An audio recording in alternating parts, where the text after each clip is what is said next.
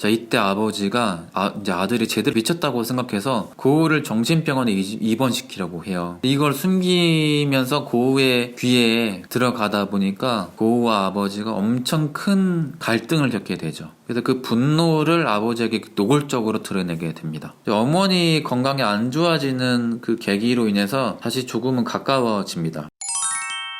1885년도에 호르트라는 농부의 집을 지나가다가 그 집에서 그 가족들이 석유램프 불빛 아래서 감자를 먹고 있는 모습을 포착해서 그리게 되죠. 이전부터 가난한 그 사람에 대한 그 연민도 있었고 관심이 있었는데 이 작품을 그리게 됩니다.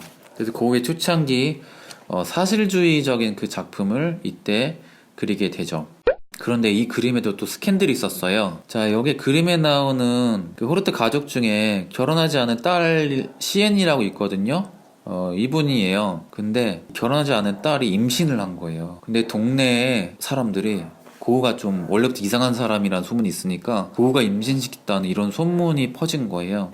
그래서 고우가 또 마을에서 또 왕따를 당합니다. 특히나 뇌네네 신부가 그 신자들에게 고우의 그림 모델 하지 말라고 이상하다고 하니까 고우는 또 이 마을을 떠날 수밖에 없죠. 어디 가나 사람들은 고우를 반기지 않는 것 같습니다. 자, 그리고 안트웨이펜으로 옮깁니다. 플란다스의 그 고향이에요. 여기에서 미술학교를 다니거든요. 그 선생님들과 항상 갈등이었어요. 자, 그러다가 또 잘립니다. 파리를 갔다 오거든요. 자, 이때 인상주의 화파의 영향을 또 받고요. 일본 우키요의 그림에 많은 영향을 또 받아요. 이전까지 많은 영향을 받았던 렘브란트, 밀레의 그 어두운 풍의 그림에서 색채가 바뀌게 되는 계기가 파리의 그 잠깐 동안이지만 그때 새로운 그림을 접하면서 많은 영향을 받죠. 자, 그런데 고우가 대도시를 별로 안 좋아해요. 금방 또 실증을 느끼고 남프랑스 아를로 이주를 해서 그림을 그리게 됩니다.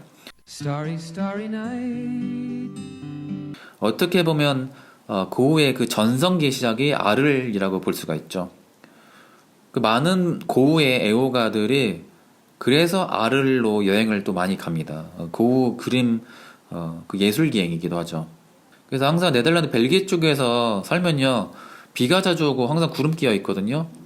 그 따뜻한 햇살의 그 광선의 색채를 그림에 담고 싶어 했다고 보시면 돼요. 남프랑스 날씨가 좋으니까. 자, 아르에서 고우가 아이디어를 내는데 화가들의 공동체를 아르에서 만들어서 같이 작업하면 발전적이고 좋겠다는 생각을 해서 자기가 아는 모든 화가들에게 편지를 써서 그 제안을 합니다. 근데 그 제안받은 화가들이 이거 뭐야, 말도 안 되는 소리 하고 있어 이러는데 유일하게 응했던 그 화가가 그 유명한 폴 고갱이었어요. 자, 고갱 입장에서는 그 나쁠 게 없는 제안인 게 뭐냐면 돈도 없었거든요. 근데 고우의 동생 테오가 생활비를 지원해주는 시기였어요. 스폰서 역할을 했거든요. 그래서 아쉬운 고갱에겐 또 나쁠 게 없는 조건이라서 고우의 집에서 같이 작업을 하게 되죠. 처음에는 둘이 좀 잘 맞아서 서로 자화상도 막 그려주고 했어요. 근데 우리가 아는 그 해바라기 시리즈 있잖아요. 이 그림 시리즈가 고갱이 제안을 받아들여서 온다는 그 생각에 너무 기쁜 거예요. 그래서 고갱을 환영한 뜻에서 집을 꾸미려고 만든 그림이 바로 해바라기 시리즈라고 보시면 돼요. 결정적인 갈등이 바로 이 그림이에요. 서로 좌상을 그려줬죠. 초상화를. 고후가 그린 고갱이 이 그림인데 둘이 처음에 되게 유치해요. 고갱을 어떻게 불러줬냐면 해바라기 왕자라고 불러줬대요. 진짜 유치하죠. 이 둘 사이가 오글거려요. 그죠? 그래서 그 화답으로 반대로 고갱이 고흐를 위해서 그려준 그림이 이 그림이에요. 이 그림 보고 고우가 엄청 분노를 합니다. 이건 너무한 거 아니냐고? 일단 눈 보면 많이 풀려있죠. 물론 압센트를 되게 좋아해서 눈이 풀린 걸 수도 있는데 근데 바보 멍청이처럼 그린 것도 있고 시점 보세요. 내리 깔고 있죠. 그래서 고우 입장에서는 고갱이 내가 제 정상이 아니란 걸 조롱하려고 이런 그림을 그렸다 생각하고 그때 엄청 분노를 하게 됩니다. 불타오르네. 그래서 술집에서 고갱하고 술 마시다가 술잔 막 집어 던지고 엄청난 분노를 표출했어요. 그래서 고갱과의 그 짧은 동거가 끝나게 된 계기가 고우가 정신 발작을 일으키고 면도칼로 자신의 귀를 자 그런데 고우가 귀를 잘라가지고 동네 그 사창가의 매춘부한테 보여줘가지고 이거를 경찰에 신고해서 붙잡힙니다. 나중에 정신병원에 가게 된 계기가 되거든요. 그런데 고우가 스스로 귀를 자해하고 잘렸다는 그런 그 정확한 근거는 아예 없어요. 고갱의 회거에 의하면 고우가 집에서 면도칼로 날 위협했다. 그래서 나 죽일 것처럼 쳐다봐서 무서워서 도망갔다. 이렇게 얘기를 했거든요. 그래서 이 얘기만 믿고 사람들이 고우가 자해를 했다. 스스로 귀를 잘랐다고 이렇게 알고 있잖아요. 귀를 다 자른 게 아니에요. 귀를 잘랐다고 오해하게 된 계기가 이 그림 때문이죠. 귀를 이렇게 붕대로 감고 있으니까. 그런데 귀를 다 자른 게 아니라 귓볼 살짝 조금 자른 거예요. 고우를 오랜만에 봤을 때 고우가 귀 자른지도 몰랐대요. 동생이. 너무 작게 잘려가지고. 그래서 고우가 귀를 왜 잘랐는지에 대해서는 여러 가지 설이 있대요. 고우가 정신이 좀 비정상적이었으니까 뭐 정신과적 분석에 의하면 환청이 들려서 스스로 귀를 자르라는 명령 때문에 잘랐다는 저는 좀 말도 안 되는 생각이라 생각해요. 어쨌든 가족들이 태호 동생의 그 결혼을 고우한테만 얘기 안 해줬거든요. 근데 갑자기 태호가 결혼했다는 사실을 듣고 그 충격 때문에 실제로도 3번 졸도했다고 해요. 그 충격 때문에 귀를 잘랐다는 그런 주장도 있어요. 저는 이것도 아니라고 봐요. 가장 유력한 설이 제가 생각할 때는요, 한스 코프만이라는 그 역사학자가 그 사건을 연구하다가 사건들의 증언들과 당사자들 친구, 가족들에게 쓴 편지를 분석해서 판단 결과 고갱이 모르고 실수로 고우를 다치게 했다, 이렇게 주장을 했어요. 이게 상당히 근거가 있다고 생각하는 게 뭐냐면, 나중에 고갱과 사이가 안 좋아지면서 고갱이 집을 나갔죠. 그때 고갱의 그 짐을 우편으로 붙여줬어요. 근데 그때 또 고우가 또 편지 진짜 지겹게 많이 쓰잖아요. 고갱에게 쓴 편지에는 너의 그 잔혹한 펜싱 칼도 가져가라, 이런 말을 했대요. 이런 사건이 있은 뒤에 고갱이 프랑스로 도망가듯이 떠났는데 그 프랑스에 가서 만든 작품이 이 작품이에요. 귀에서 피가 나는 이 모습, 수염도 그렇고 마치 고우 같은 느낌 아닌가요? 그래서 고갱이 그 양심의 가책을 느끼고 이 작품을 제작하지 않았냐라는 주장도 있어요. 근데 확실한 것은 고우가 자해를 했던 아니면 고갱이 실수로 귀를 잘랐던지 간에 고갱이 큰 충격을 받았던 건 사실인 것 같습니다. 그러니까 이런 작품까지 만들게 됐죠. 자, 이 계기로 정신병원에 입원하게 되거든요. 시립병원의 담당 의사 레이라는 분이 고우가 그래도 그림을 그리니까 정신병에 많이 도움이 되는 거 생각해서 퇴원을 시켜줬대요. 그런데 이때부터 고우가 상태가 더 안 좋아지면서 물감하고 석유를 먹으려고 하는 그 발작 증세를 일으켰대요. 그 당시 동네 주민들이 고우를 강제로 입원시키라고 민원까지 넣을 정도였어요. 아르를 떠나서 다른 병원에 가고 싶다고 동생한테 부탁을 해서 아르이 아닌 생레미로 가게 됩니다. 1889년도에.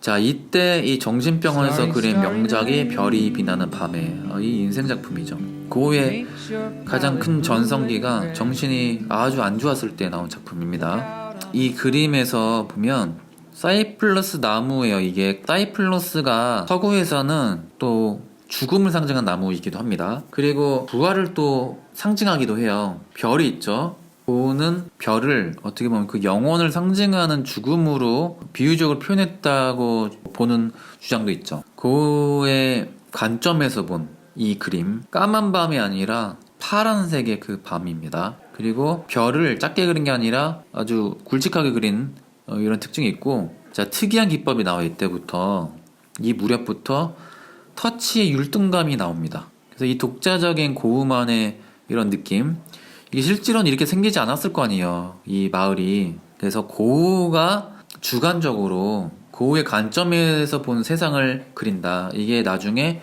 독일의 표현주의로 발전됩니다. 고우가 이 이후에 화가들에게 큰 영향을 줬던 게 이런 그림이죠. 되게 창의적이에요. 어떻게 멀쩡한 밤하늘에 그 하늘을 율동감을 내서 터치를 할까. 이게 천재성이라고 봐요. 어느 누구도 이런 생각을 못 했거든요. 자, 근데 여기서 고우가 그 어떻게 보면 또 알코올 중독자기도 했거든요. 그 엄청난 독주, 이 압산트라는 술을 엄청나게 마시고 사람들이 되게 싫어했죠. 압센트가 초록 색깔의 요정이라는 별명을 가지고 있었는데, 이 초록 빛깔의 독주가 거의 화학 성분이 거의 뭐 환각제예요. 먹으면 엄청 그 맛이 가는 거죠. 근데 이 부작용이 황시증이라고 해서 사물이 노랗게 보이는 현상이래요. 그래서 해바라기도 그렇고 아르엘부터 이 그림들이 주로 노랗게 많이 그려지거든요. 많은 그 학자들도 그렇고 주장이 황시증 그 부작용 때문에 그림이 노랗다라고. 지금 별이 빛나는 밤에서 달물이 별의 그 테두리에 번지는 빛처리 있잖아요. 이게 바로 황시증의 그 부작용이다. 그리고 이때 어지럼 증세가 있었대요. 그래서 세상이 어지러우니까 율동감을 이렇게 넣은 것이라는 주장이 있는데, 그게 말도 안 되는 소리라고 생각해요. 뭔 소리야? 말 같지도 않은 소리라고. 자, 황시증이면 세상이 노랗게 보인다고 보면 되죠. 노란 색깔 필터가 있다고 보면 돼요. 그냥 흰색도 노랗게 보일 텐데 그림 그릴 때 노랗게 보이면 노란색을 조금 써야 될 거 아니에요. 아니, 말이 안 되잖아요. 세상이 노랗게 보이면 그림은 더 노랗게 보일 거 아니에요. 근데 노란색을 더 많이 쓴다고요? 말이 안 되잖아요.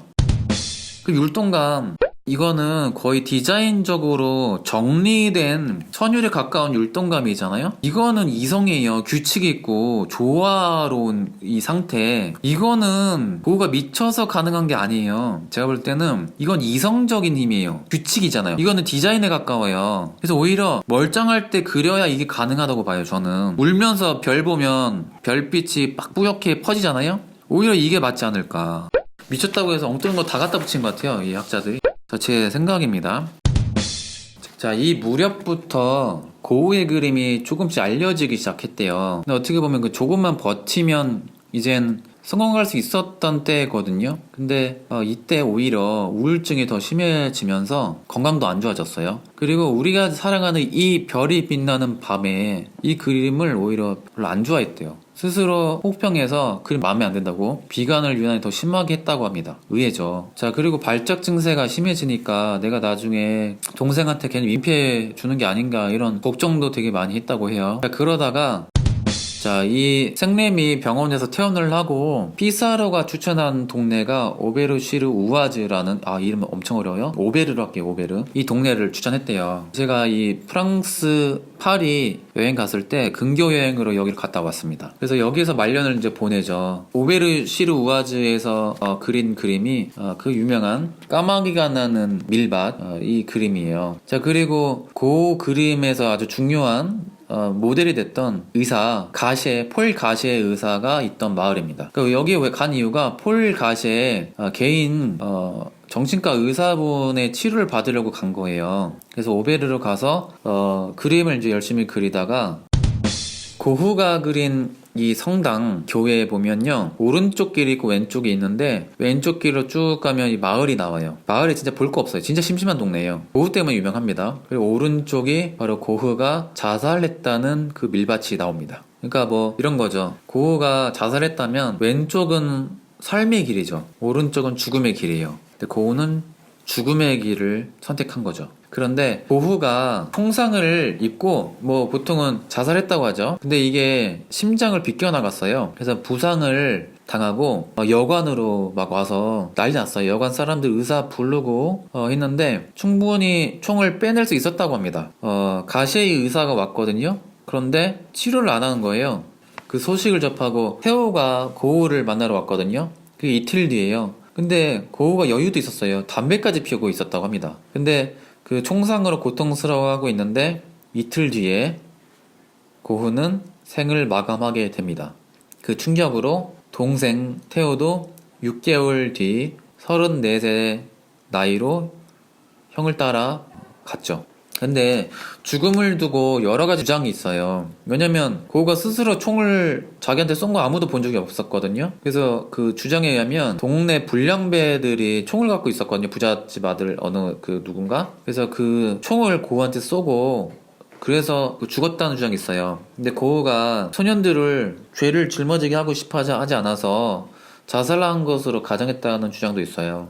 자, 고우의 죽음을 두고 충분히 살릴 수 있었는데 왜 살리지 못했냐고 그때 왔던 가시의 박사에 대한 비판도 있어요. 그 전날 고우와 싸웠다고 합니다. 그래서 이런 주장도 있어요. 가시의 박사가 고우의 그 죽음을 방관했다고. 그 가시의 박사가 외과 수술을 되게 반대했던 그런 사람이었대요. 그래서 가시의 박사가 이 수술을 받지 못하게 해서 고우가 죽었다는 주장도 있고요. 고우가 오히려 스스로 치료를 원하지 않았다는 그런 주장도 있습니다. 그래서 러빈 빈센트란 영화에서는 내가 죽으면 모두가 행복해지겠지.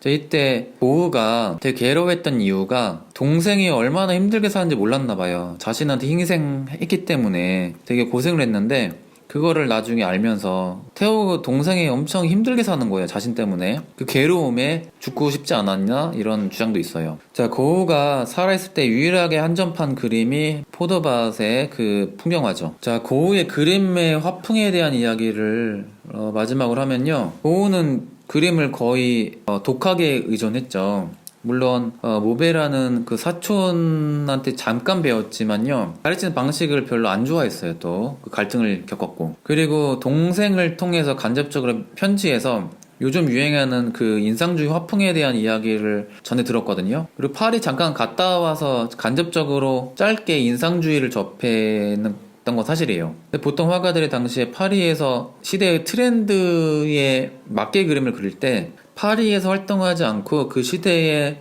그 트렌드를 오히려 이제 멀리하다 보니까 고우만의 독자적인 화풍이 완성됐다고도 볼 수가 있죠.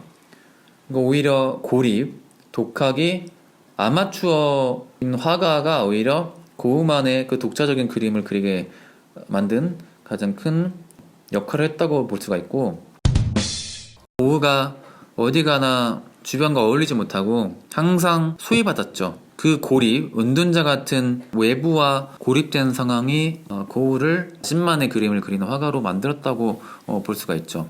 그러니까 또 사회성이 없고 남과 잘 어울리지 못하고 항상 갈등을 겪는 그 성격이 예술가의 입장에서는 오히려 장점이 됐다고 보시면 돼요. 하지만 정신질환이 고우의 그림을 좋게 만들었다고 보진 않아요. 정신질환이 아니라 고우의 그 캐릭터, 그 소심한 성격, 남과 어울리지 못하는 사회성이 없는 이런 성격이 오히려 예술세계엔 도움이 됐으나 그 정신질환 자체는 도움이 됐다고 보진 않아요. 오히려 그것을 극복해서 그 정도로 열정이 있었기 때문에 고우만의 그림을 그렸다고 저는 보는 게 맞는 것 같아요. 고우가 항상 죽음에 대해서 항상 깊은 고민을 했던 것은 고우를 자살로 몬 계기이기도 하지만 고우의 그림에 항상 중요한 영향을 줬다. 이거는 또 맞는 것 같습니다. 우리가 아는 거와 다르게 고우가 운이 없었다고만 볼 수는 없어요. 왜냐하면 스스로 성공하고 잘 살 수 있는 기회를 스스로 날린 화가이기도 합니다. 고우의 외롭고 괴로운 인생은 스스로 선택한 삶이기도 해요. 자, 어쨌든 당시 사람들 눈에는 괴물처럼 보였던 이상한 정신병자였지만 고우야말로 사람에 대한 편견이 없는 화가들 중에 가장 순수한 예술가이지 않았나라는 생각을 하면서 방송을 마치겠습니다. 자, 마지막으로 구독과 좋아요를 부탁드립니다. 저는 허세미술관 마드리드의 이안이었습니다. 감사합니다.